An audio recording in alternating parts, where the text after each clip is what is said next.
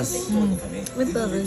No, may kwento ko. Pero tandaan mo yung Santo na Botas. Ano pa magat ng kwento ko? Na Botas. Yun, Santo. Yun. May nakasakay dito sa barko na to. Isang pulis. Okay ka kulit, mamaya. Suka mo na po. Suka mo. Dito ka lang, diyan ka lang. Yan. Yan. May nakasakay dito, isang pulis. Saka isang pari. Isang inosenteng tao. Saka isang pari. Yan na, tandaan mo yun ha. Isang pulis, isang pari, isang inosenteng tao. Saka Kasama. pulis, pari, saka inosenteng tao. Yun. Tatlo na yun.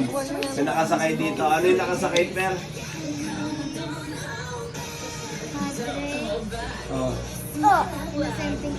Inosente. Yung tatlo na yun. Eh di nag-ano sila. Mano na sila. Umalis na sila sa dagat. Nasa dagat na sila. Eh bumagyo. Lakas. Pagka nakidlatan yung nakidlatan yung bubong.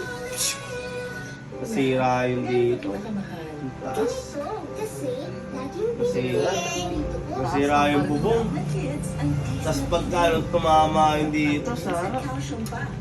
Oy! Papel! Kawawa naman. Tapos pag ganon, tumama naman dito, sa bato na naman malaki. Kawawa talaga yung mga nandito. Ano nangyari? Nawala sila.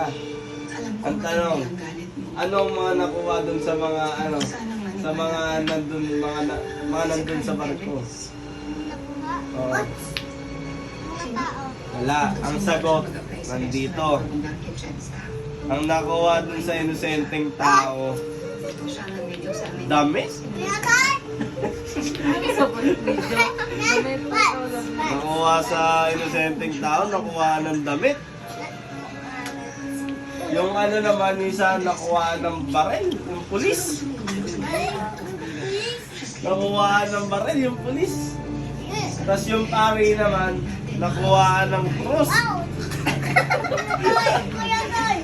Ano pa magat ng kwento ko? Kalimutan nila. Santo na Botas.